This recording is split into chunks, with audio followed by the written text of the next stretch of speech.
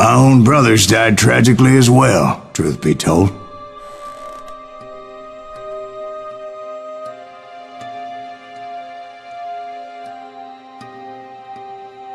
It was 1868, and me and my older brothers were pulling a tidy profit running cattle into Juarez, Mexico. One night after my brothers retired for the evening, I found a little poker game in a cantina with a couple of cowboys. And I just couldn't lose. I even won an old Spanish coin that had to be 100 years old.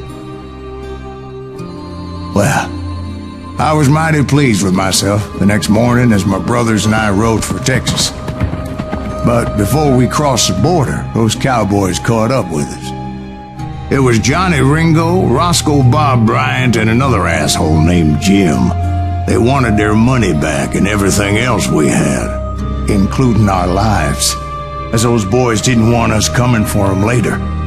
Bob put that old Spanish coin in my mouth and said, "I won't have it said that I left you with nothing, boy." Well, those horses bolted, and there we hung as those bastards rode away.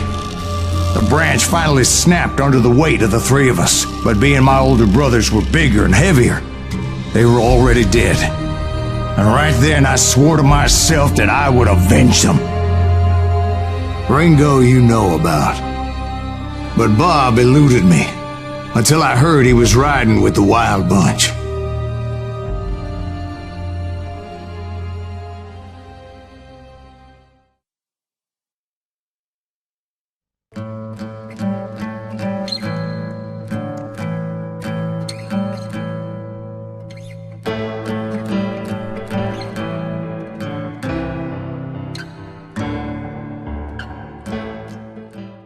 I'd been on their trail for months, ever since they left their hideout in the Bighorn Mountains.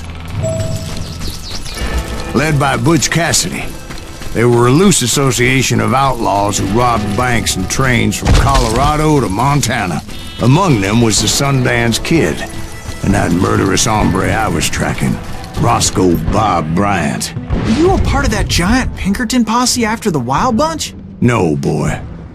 A circus like that would have slowed me down. Besides, I wanted Bryant all to myself. I'd heard about a large shipment of gold being transported to Wilcox, Wyoming on the Overland Flyer.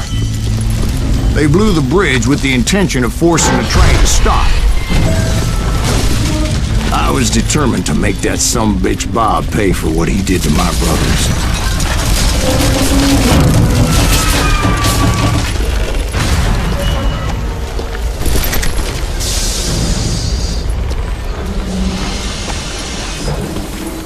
My ears are still ringing from blowing up that bridge. What'd you say? Well, I made my way off unscathed and came upon a few members of the gang and had no choice but to dispatch them. From there, I had to negotiate an even more precarious route.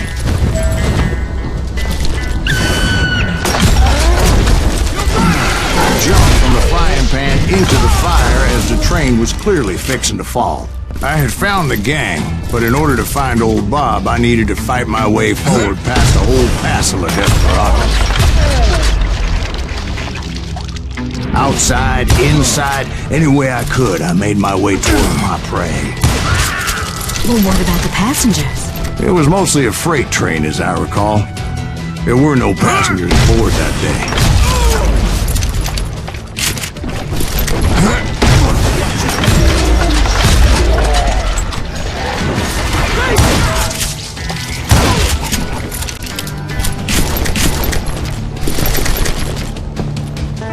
As I mentioned before, I am not fond of heights, but I was too busy dodging bullets to worry about falling to my death. Odds were I was likely to die that day anyway, so I was determined to take down as many of those bastards as I could. You dead!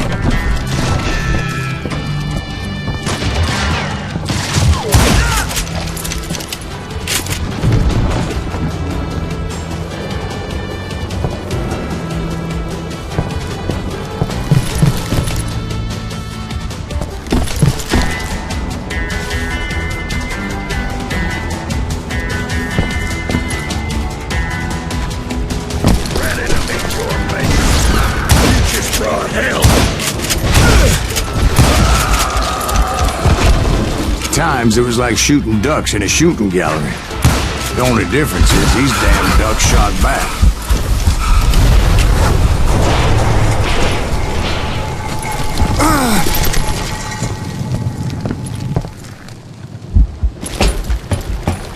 I kept hoping the law would show up and give me a You hand. mean like that giant Pinkerton posse that I read about?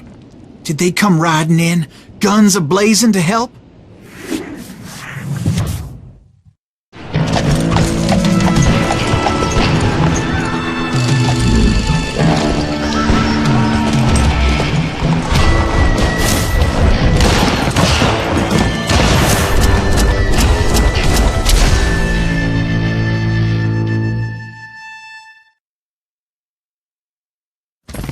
Help?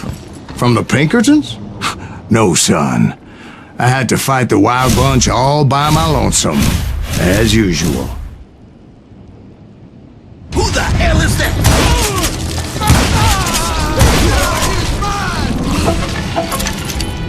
Take cover! Retreat! Retreat! He's killing everybody! Hell's a cow! He'll kill us all! I'm going out. Now you're really pissing me off!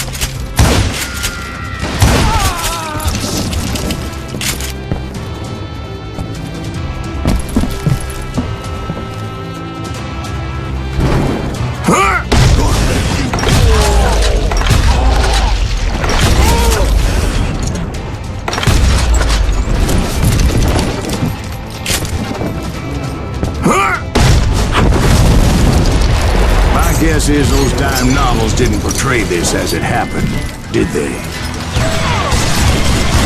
Only a few stragglers were left. I had to cut them down pronto if I was going to stay on old Bob's trail.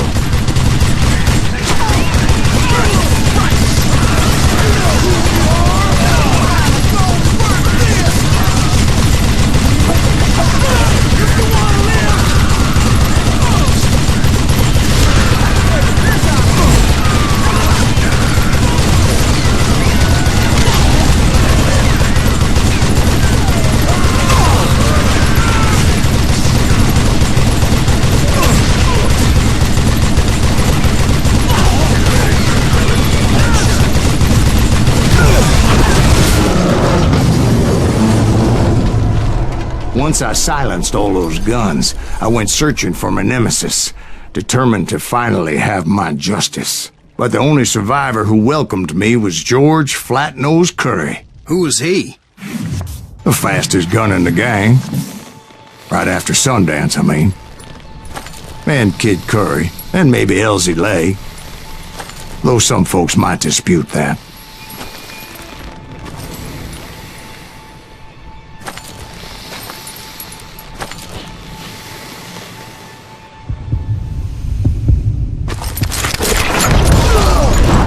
On that very same day, Butch Cassidy and the Sundance Kid decided to leave the Wild Bunch behind and decamped for South America.